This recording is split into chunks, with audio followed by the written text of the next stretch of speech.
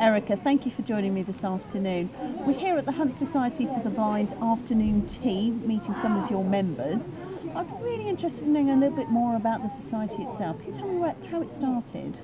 The society started in 1927 or thereabouts, we believe. It's derived from a post-war establishment catering for people that were wounded in the war with visual impairments from bomb blasts or gun blasts or something like that. That's what we believe, how we believe it started. From a very small beginning, we're now looking after about 600 members, covering through the whole of Huntingdonshire, and providing basically a huge range of services to those members as they're needed. So what is the aim of the society to actually achieve on a day-to-day basis? I think in a nutshell, it's to provide services, support and advice to all of our members and to the wider public as they need it. We provide outreach facility, we provide resources, blind aids, visual aids, social activities, Christmas parties, subsidised afternoon teas. Yeah, afternoon teas in the garden. We don't like to dwell too much on the fact that people have a specific eye problem. None of these people here today are talking about their eye condition. They're here to have a good time. We provide the transport to the club meetings, so they don't have to worry about getting on a bus or depending on family members to get them to the venues. So do you take care of all of that arrangement? We provide all the transport facilities for them, so they're completely able to get here. Yes. Thinking about the types of people, is there anybody here that's got a particular story that, in a way, that you've supported them? Several. Angela, who we're going to meet in a little while, she's been fairly recently diagnosed in the last few years, I believe. She would describe herself as quite a high flyer at some point, fairly young, very active, very intelligent woman that was diagnosed with her eye condition. She was diagnosed at Hinchinbrook Hospital. We had somebody at the point of diagnosis to support her. We made introductions to Guide Dogs for the Blind. She now has her guide dog Jay, and she's very happy. We've facilitated the process, we've supported her all the way through, and just really given her the confidence to carry on with life. We often find that people who are newly diagnosed get into a bit of a depression, potentially, because they are scared and they're lonely and they're frightened. The hospital says there's nothing more we can do for you, and that's where the Hunt Society for the Blind kicks in and actually can take things forward from that point. I overheard some people talking earlier on today, talking about sort of new people coming, and they said sometimes it's not actually the problem about getting support, it's actually knowing where the support is and actually knowing the right questions to ask for getting that support. How would somebody know that Hunt Society for the Blind was here?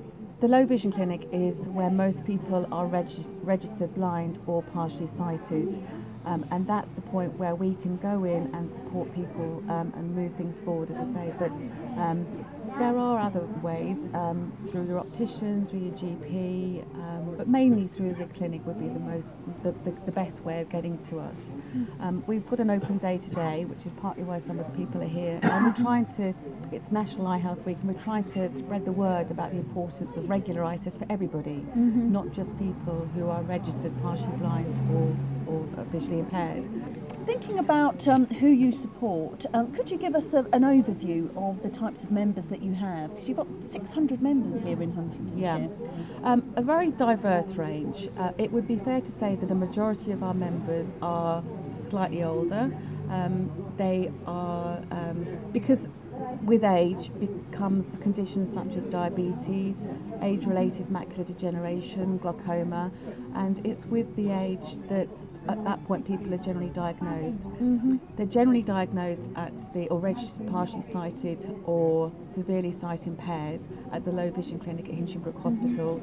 We have a presence at the hospital of one volunteer and a paid member of staff. who are there to support people post-diagnosis.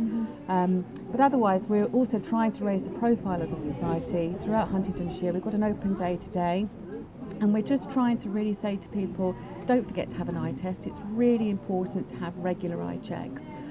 Every 2 years, for many people it's free, and there are many supermarkets that offer free eye tests, but it's really important to have regular eye tests, not just for your eye health, but for your general health. An eye test can actually tell you a lot about other problems that could be going on in the brain or throughout the body, blood pressure or any other sort of nasty. So it's really important to get that message across. So are you actually supporting some people who perhaps could have had treatment early on that would have either slowed down or avoided? Potentially, it's particularly with diseases like macular degeneration. The treatment is progressing all the time. Diagnosis and the treatment protocols and the drugs that are available, they're progressing all the time. So yes, for many it can be too late if they don't get in quick enough to get their condition diagnosed. So early diagnosis. Early diagnosis is really, really important, and hopefully the earlier the better, the more opportunity there is to treat things and slow things down with, as I say, things like AMD. If you would like to become more involved with the Society or would like any further information about how we can support a member of your family or a friend or a work colleague, then please get in contact with us via our website or through our telephone number, or drop into our offices in Huntingdon. Thank you. Angela and Jay, welcome. You have quite a story to tell. Erica tells me that you were recently diagnosed, relatively speaking. Tell me about what's happened and how you've become involved with Hunt Society for the Blind. I actually had a retinal bleed 2 years ago, and I also have glaucoma. And how it affected me is that I could no longer drive. And the biggest thing was I could no longer read. One thing about Huntington Society for the Blind was that they were on top of it right away.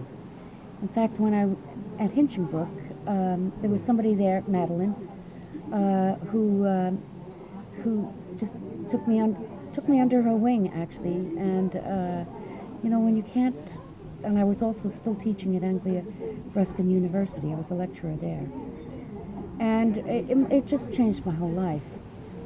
Whereas the Huntington Society for the Blind, what they did was they put me in touch with a lot of people who, the guide dogs, and also gave me the confidence, because I'd lost confidence. Yes. I didn't get in touch with them for about a year into it.